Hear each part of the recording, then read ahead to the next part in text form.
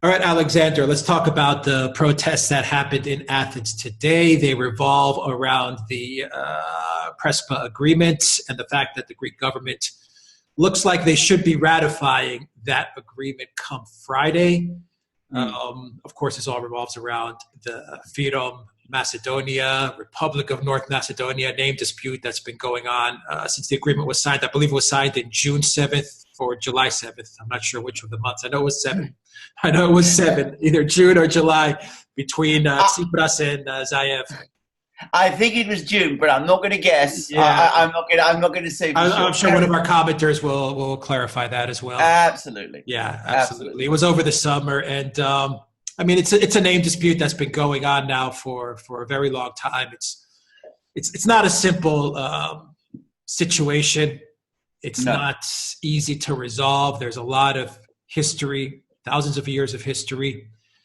There's a video that we did yesterday on Serbia and a lot of the war in Yugoslavia and what happened in the Balkans was an offshoot of the crisis that you have now between Greece and FYROM. But just to give some background, Alexander, then you can comment on what you think of what went down in Athens today. Supposedly there was going to be 600,000 people in the protest in Syntagma Square, which is the center square.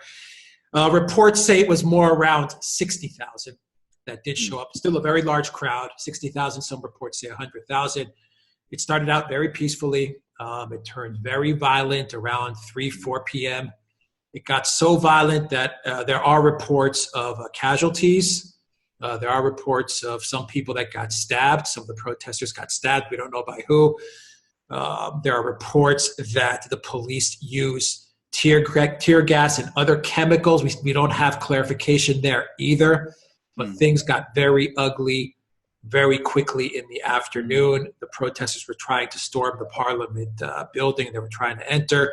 They're very, very upset about the fact that it looks like Tsipras does have the votes he needs to pass the resolution, the agreement, the Prespes agreement, which, and I will leave it off with this so you can comment, which in essence would mean that FYROM, former Yugoslav Republic of Macedonia, begins using the name Republic of North Macedonia, and in short, North Macedonia, which would then mean that it would be pretty much on the fast track to EU membership and, of course, to NATO. Alexander, what do you think of what happened today in Athens? Well, first of all, let's just make a point, which is that 60,000, if it was 60,000, is a very, very big protest in a country, Greece, where the population is, 10 million officially, but of course an awful lot of people have left because of the economic crisis. So we're talking about a very big demonstration.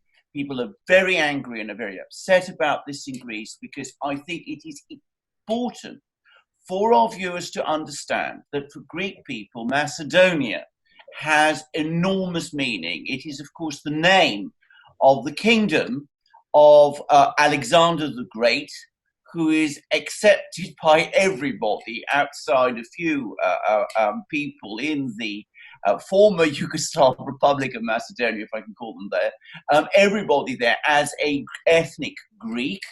And which is, of course, Macedonia is a name that rings in Greek history.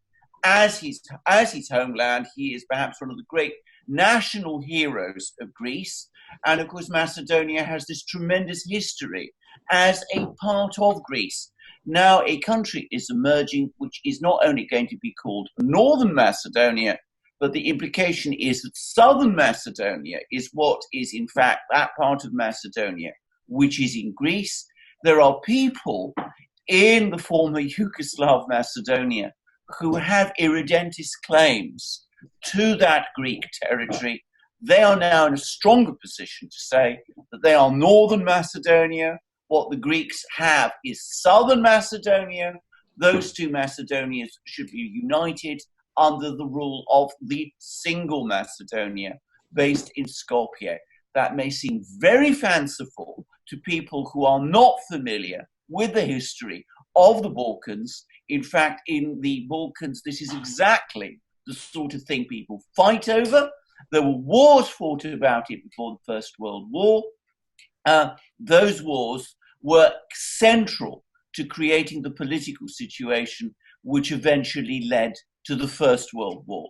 And on top of all of that, there is a very wide perception in Greece amongst Greek people that Tsipras, not for the first time, has betrayed Greece, has gone against Greek national interest so that he can stay in with the NATO and EU crowd, which he was elected back in 2015 to oppose. So there are all these factors in play here in this dispute.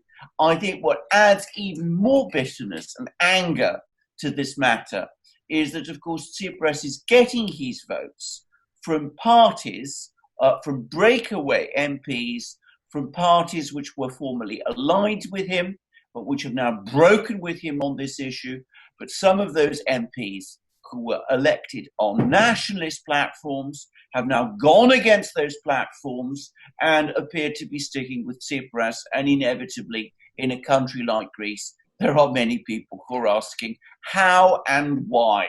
So we have all this swirl of concerns, historic concerns which are not unjustified, concerns about Tsipras' own behavior, and the fact, as I said, that he was elected as a nationalist, as a patriot, as a person who would stand up to the EU and NATO, and who instead appears to be doing their bidding, and anger also at the way in which the parties seem to be splitting, and a majority, a parliamentary majority, which previously didn't exist, seems to be pushed together. Last but not least, we see the reaction of the Greek authorities, their violent response to this protest, because everything I'm hearing is that the violence did indeed come initially from the authorities, is a sign of how extremely insecure and unhappy they are, and how they doubt the legitimacy with the Greek people of their own decision. Yeah, it's incredible to see the radical left Tsipras. I mean, he borders towards anarchist, really. But I mean, his radical left government, his radical left movement, I would say, when New Democracy was in power, when PASOK was the government, it was his radical left that was constantly burning the center of Athens down in protests. And now it's almost ironic to see those protests now hitting Tsipras, who traditionally he was the guy behind so many years of very violent protests towards other governments.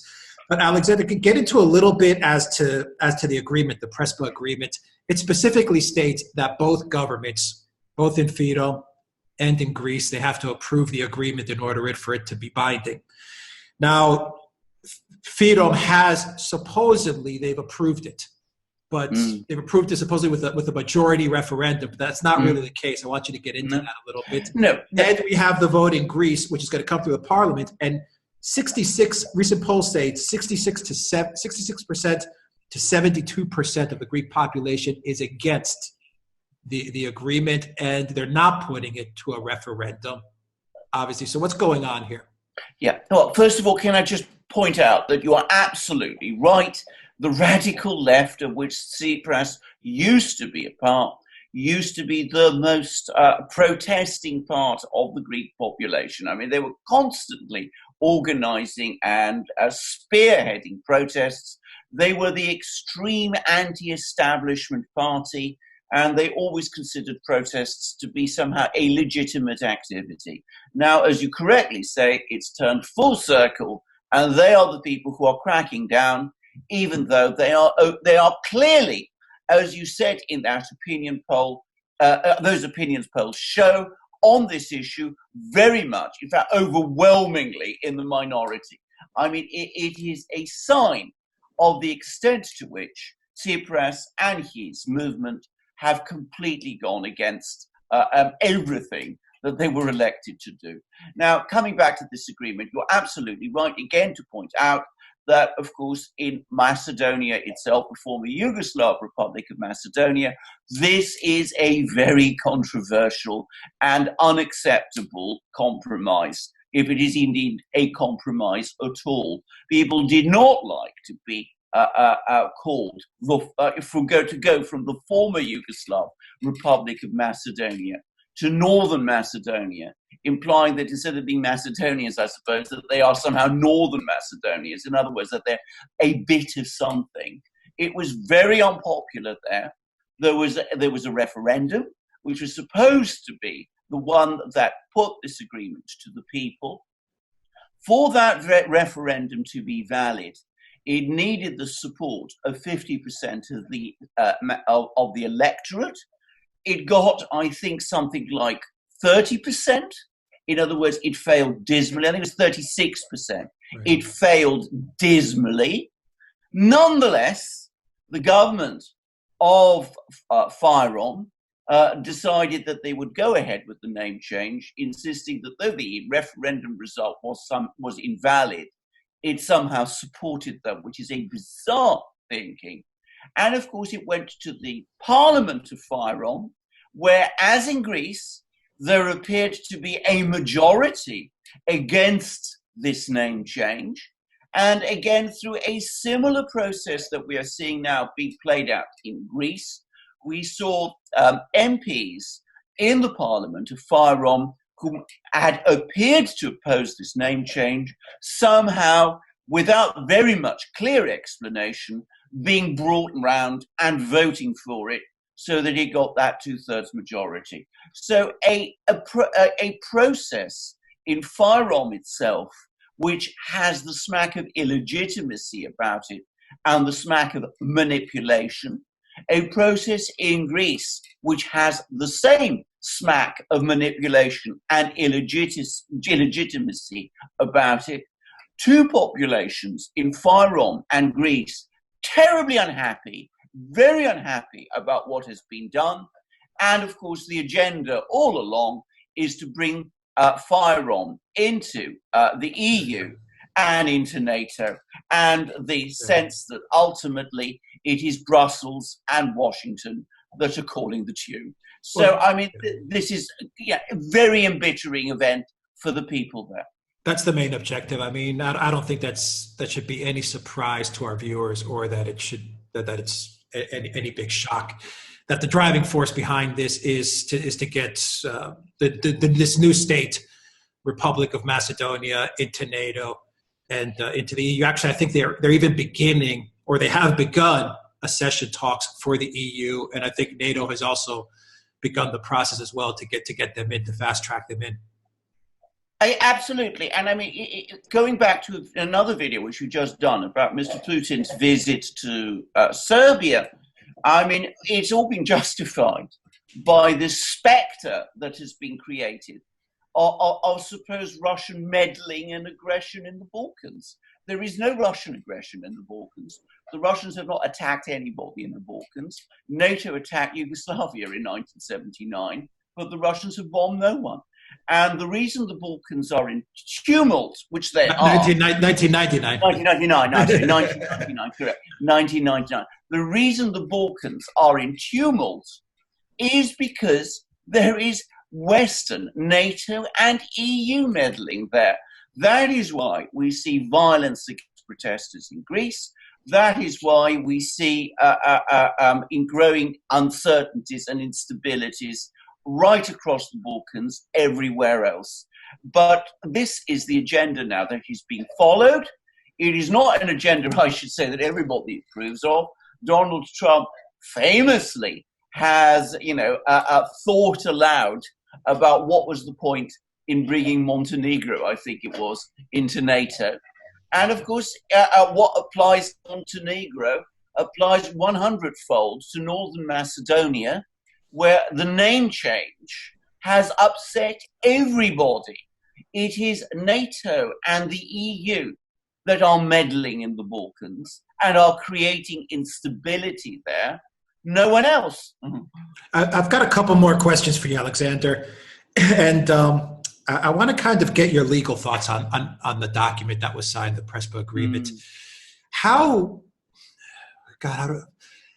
binding are these agreements as time goes on? I mean, because the agreement specifically states, and I want to try to be fair, that both countries are making very big sacrifices.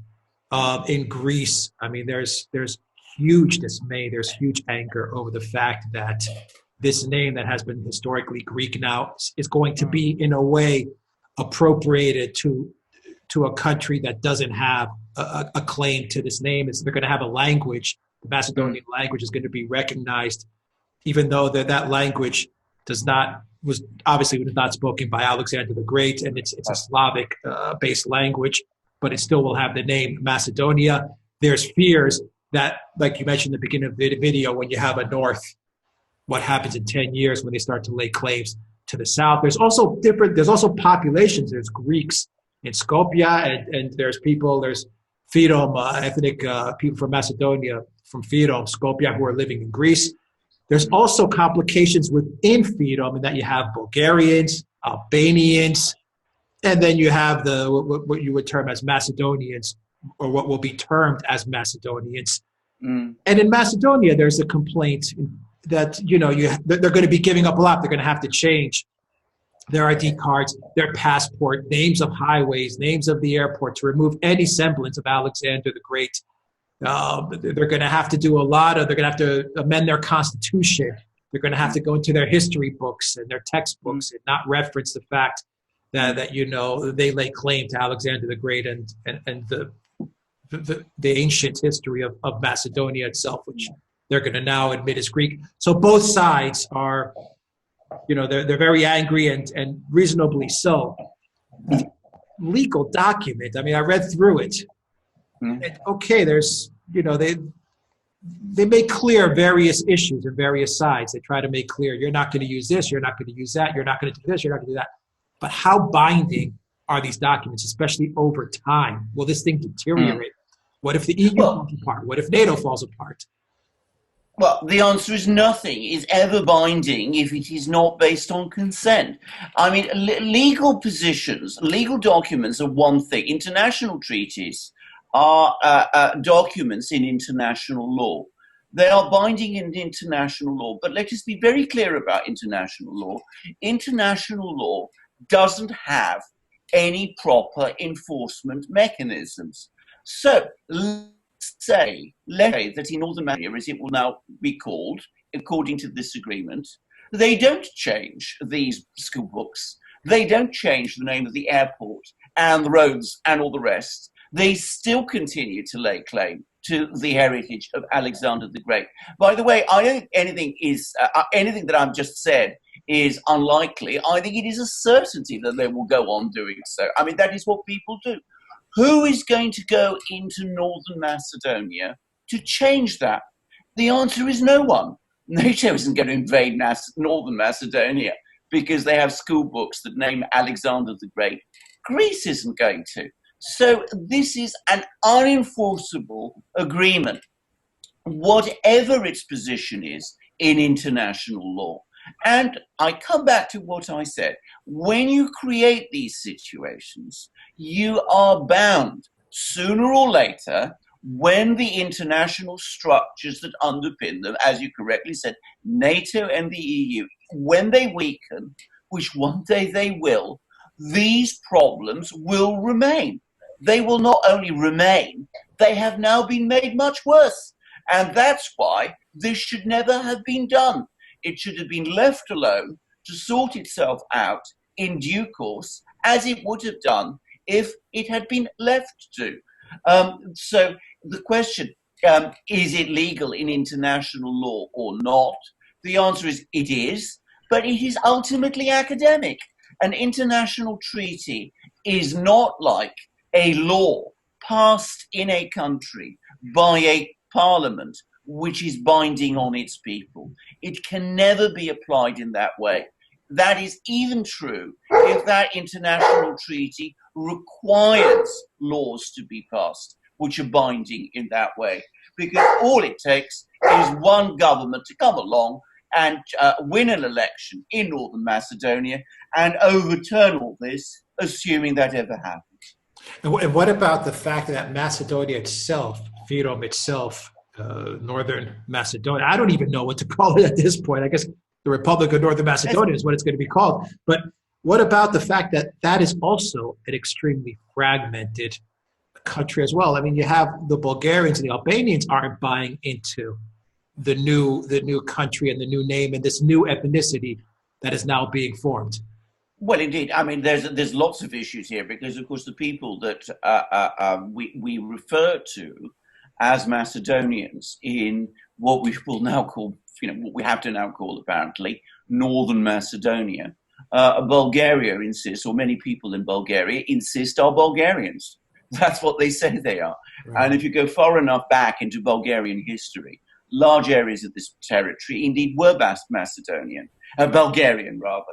And those of us who were brought up with Greek history and know that in the 11th century there was a great war between the Greek Byzantine Empire and Bulgaria, and most of it was fought in what was then Bulgaria, but is now part of this territory of Northern Macedonia, which was in those days called Bulgaria, not Macedonia. So, I mean, there are these issues. It is a very fragile place. We come back to what we were saying in that previous video that we did. I don't think people in Washington or Brussels understand the Balkans very well. I don't think they care about them very much. I don't think they're interested in them.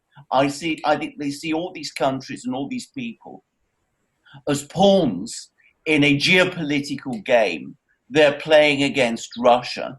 And I don't think they really understand the implications or the consequences of what they're doing.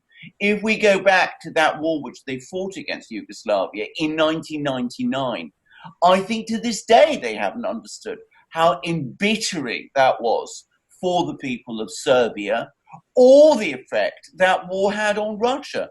It's like, again, a runaway train that moves forward without any reverse gear. And here we see it again happening. You mentioned that it would have been better if they had just let it run its course. How would that have helped the situation? Is this not an issue that does need to be resolved one way or another, or does it only need to be resolved in the context of the EU and NATO? Well, I think, as I said already, the EU and NATO are not stabilizing the Balkans, are destabilizing the Balkans. That's one of the great problems. When you talk to people who support the EU, they always talk about it as stabilizing things and ending conflicts, when in practice it does the opposite. To give an example, and a famous example is Ukraine. They created a crisis in Ukraine by trying to drag Ukraine into the EU or closer to the EU. They've created a crisis in relations with Russia by extending NATO into Eastern Europe, as I think we've discussed on other programs. And they're doing again the same here. They are not creating instability in these areas. The people who will create instability in these regions are the people who live there, who will eventually, in time, come to some sort of modus vivendi with each other. This has happened in the past. It happened, for example, between the wars, when there was actually quite good relations between the various Balkan states, and there was even at one time a Balkan Entente. And finally, Alexander, Tsipras is supposed to be in office until October. The elections are scheduled in Greece for October.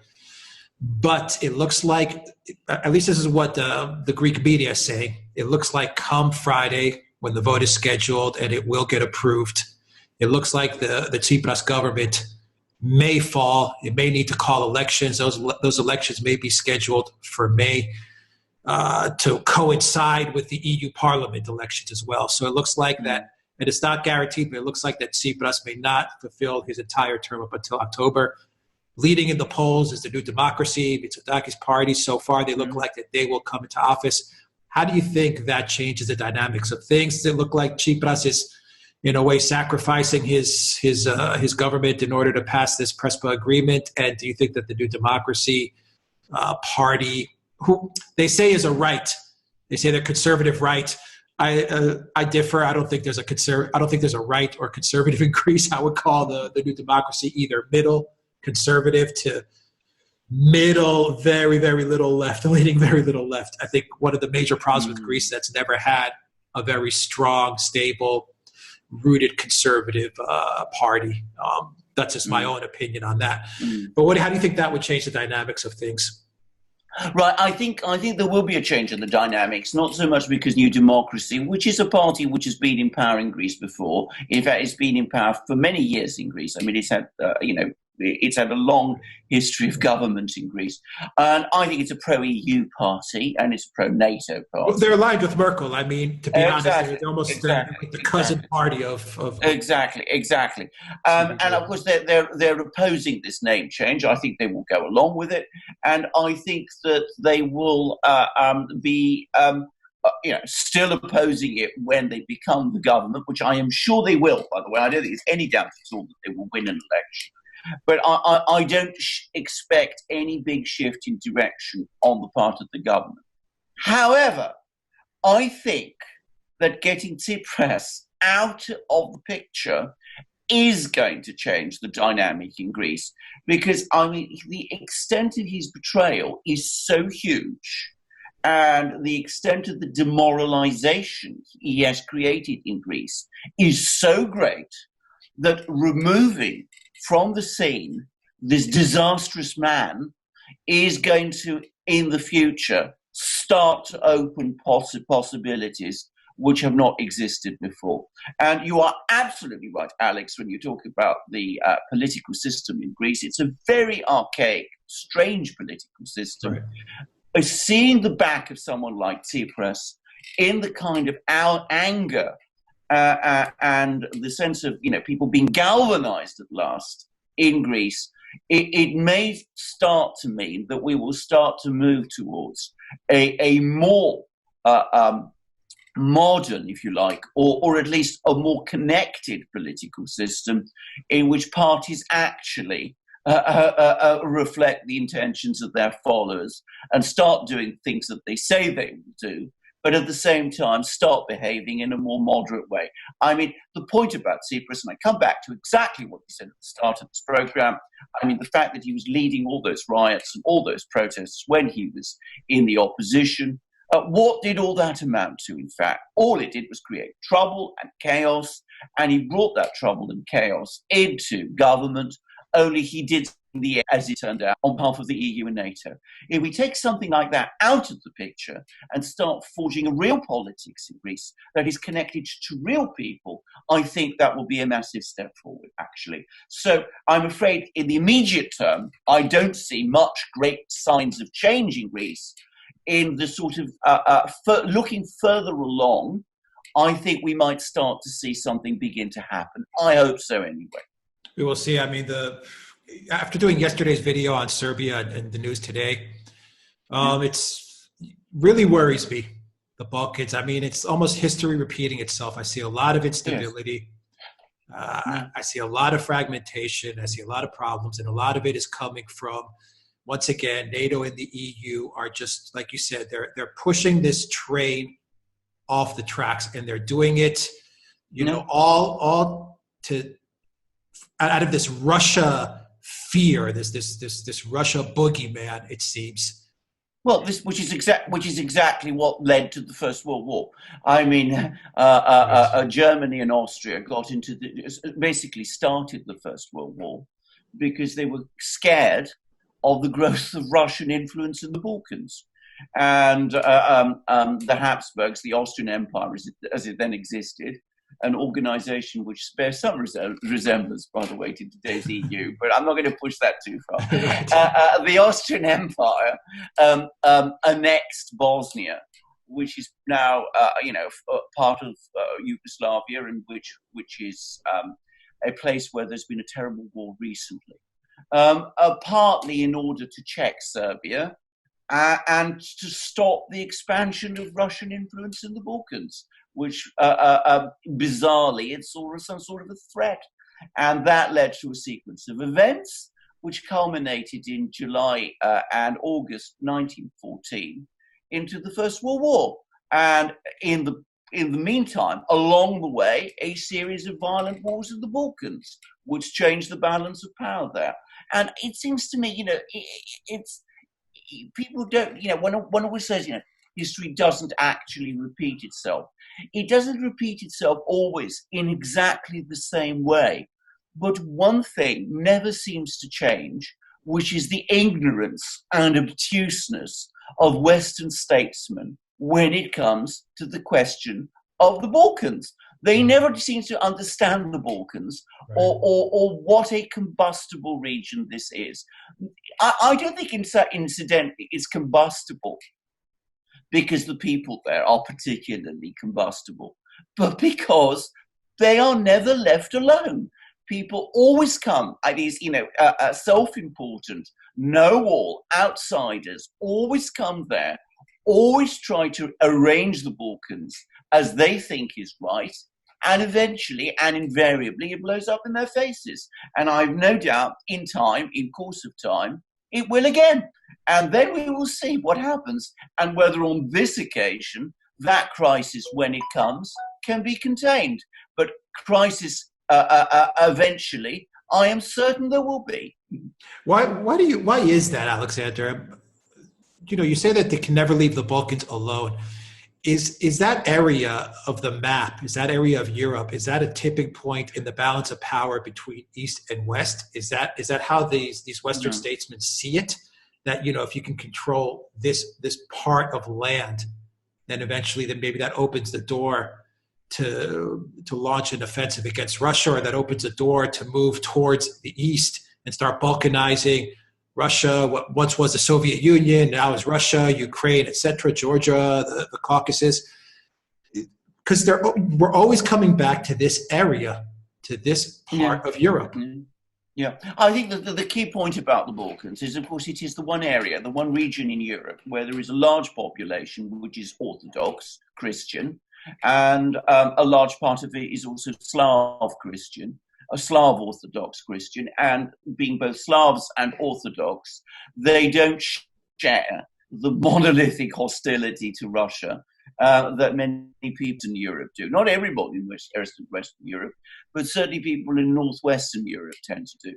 And I think that always makes them suspect and perceived as somehow disloyal and dangerous, because Russia always seems to be this default enemy, and people who don't line up against this default enemy on our side are always seen as somehow dangerous and supposedly in need of being controlled.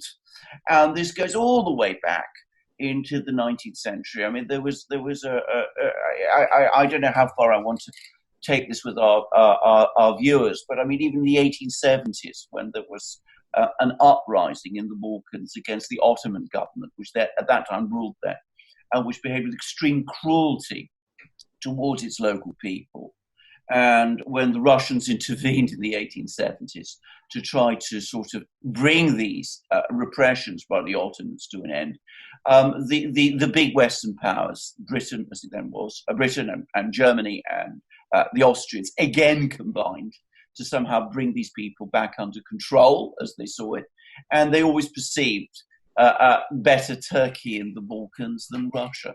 So it always seems to be this very strange sort of outlook that the Balkans are somehow a threat, when of course they never are.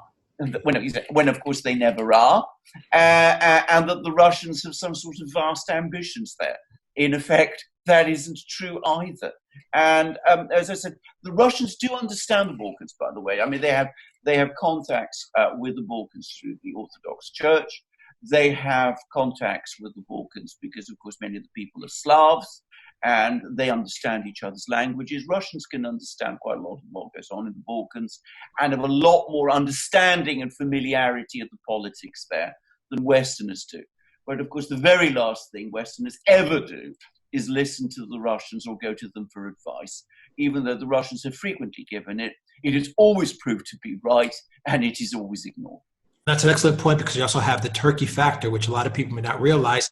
They're involved in the Balkans right now. They've been propping up and supporting Albania, very, very much.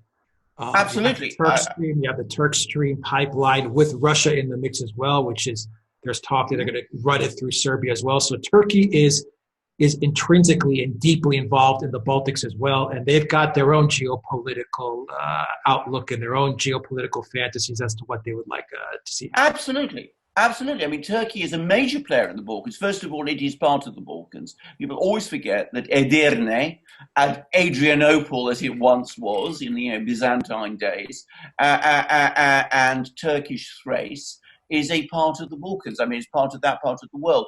But of course, the Turks, as you correctly say, have close connections with Albania, and they have close connections with the Muslims in Bosnia, who now have this statelet there also. And there's large Turkish population in Bulgaria too, which Erdogan, as an outspoken Turkish nationalist, strongly supports. And in Cyprus, where of course you are, Alex, Turkey is also there, as we know very well.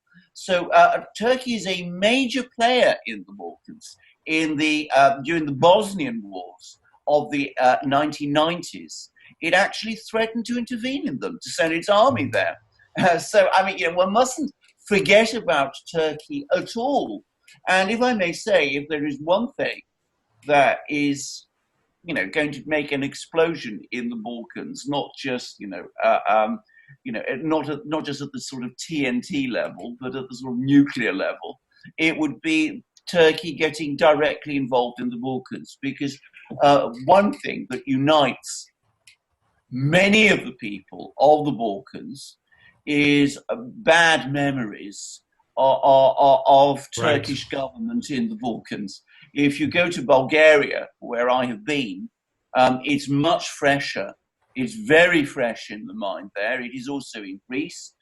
It's also in Serbia too. So, I mean, people have not forgotten the long history of Ottoman rule there, and how hard and oppressive that was. And they look at the giant, which is Turkey, and they worry. And as I said, if you conjure up that particular ghost, if you wake up that particular sleeping dog, which isn't so fast asleep anyway, then as I said, it's easy to sink and spin out of control. So leave it alone. Don't play around with name changes in Macedonia. Don't manipulate the internal politics of countries like Greece and FYROM, except, as I said, that these people have a right to sort out their own problems. And don't make this bogey, this spectre out of Russia, which has never been one in the Balkans. That, this fear of Russia in the Balkans it is a phantom. It has no reality behind it.